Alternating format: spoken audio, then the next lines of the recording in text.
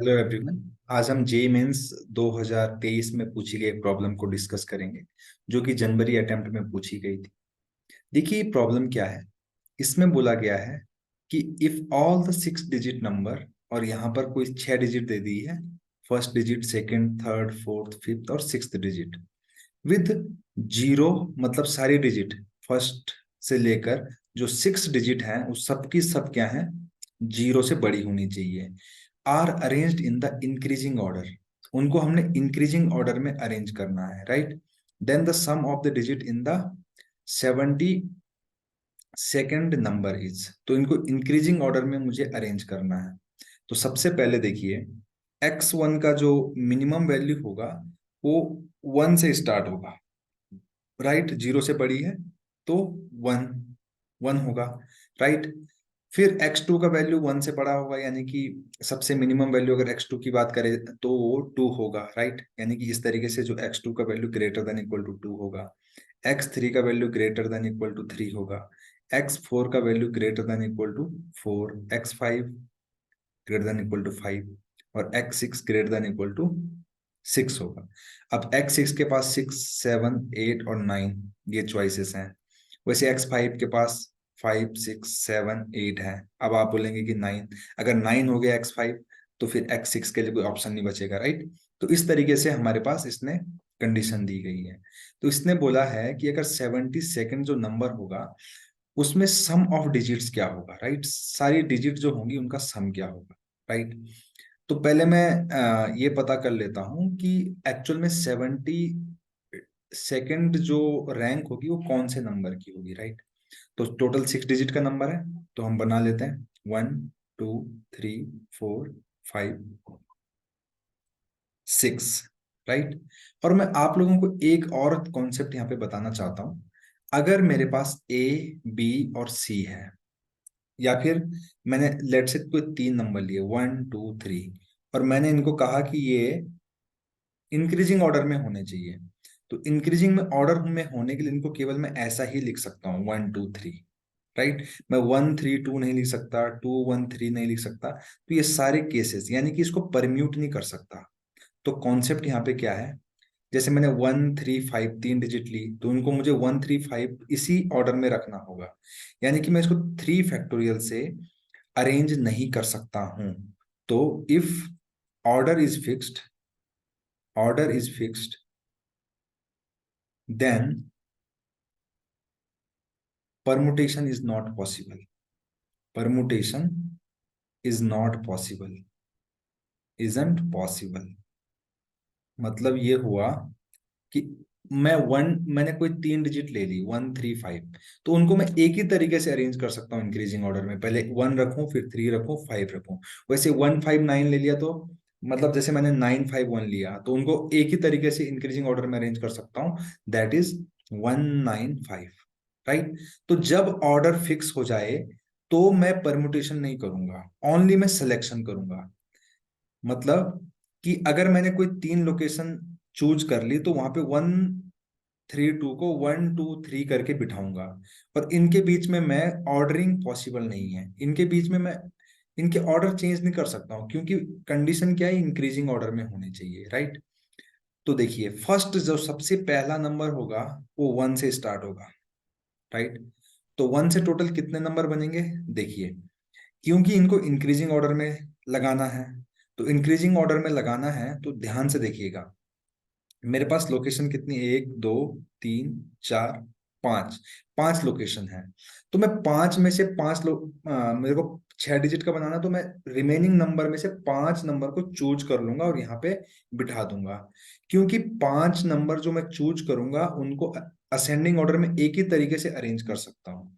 कैसे, देखिए, जैसे मैंने 2, 5, 6, 7, 8 को चूज किया, 5 मतलब आउट ऑफ 9 जो मेरे पास 8 डिजिट और रिमेनिंग है, उनमें से मैंने इनको उठाया, राइट।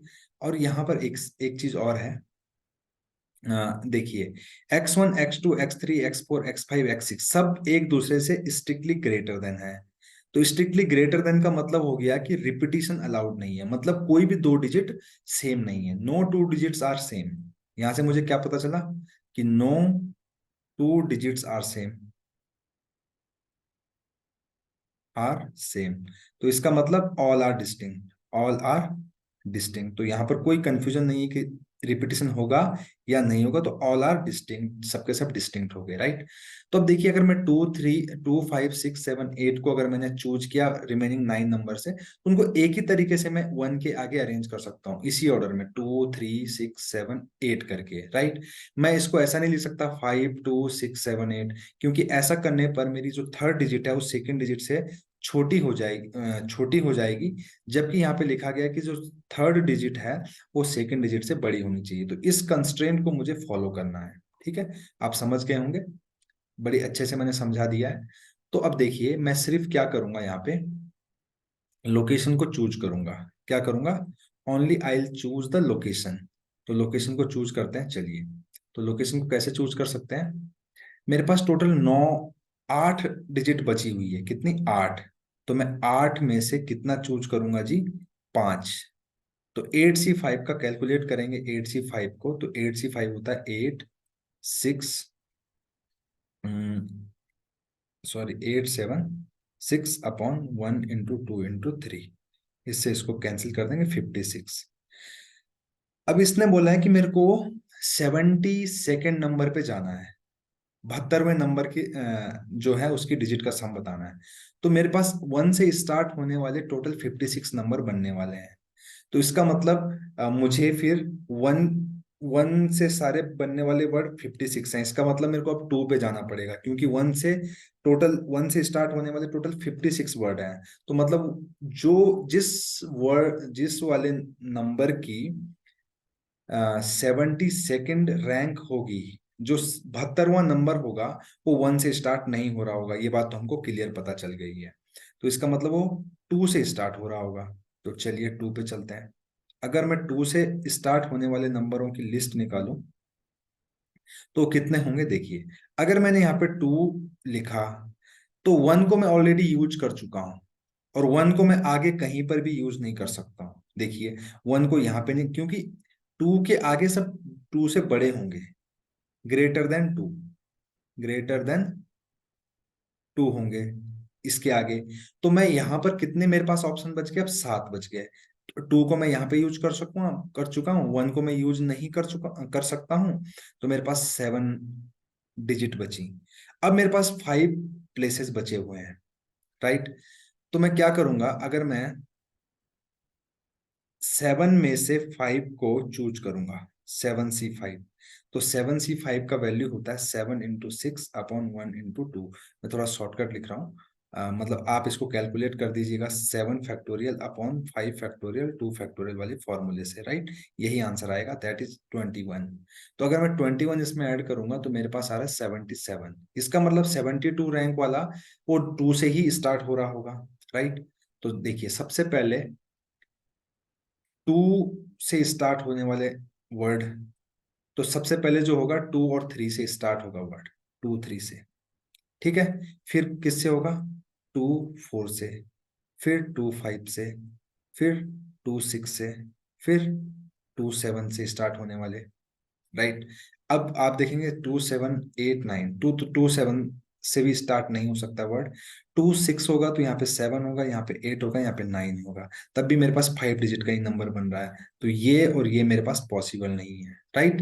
क्यों नहीं है? मैंने बता दिया कि अगर यहाँ पे 6 आ गया तो यहाँ पे 7 आएगा, यहाँ पे 8, यहाँ पे 9, तो ये 5 डिजिट का बनेगा, तो ये पॉसिबल नहीं है, ये तो पॉसिबल होगा ही नहीं। तो इसका मतलब मैं 2 5 तक ही जा सकता हूँ। तो देखिए, अगर मैं यहाँ पे 2 और 3 भरा, तो मेरे पास अब 4 लोकेशन बच गई, और मेरे पास अब 6 नंबर बच गए। कितने? 6। तो 6 में से मैं 4 को सिलेक्ट करूंगा और यहाँ पे पुट कर दूंगा इंक्रीजिंग ऑर्डर में, राइट। तो 6C4 का वैल्यू होता है 6 × 5/2, यानी कि 15। तो 2 3 से कितने वर्ड बनेंगे? 15, राइट।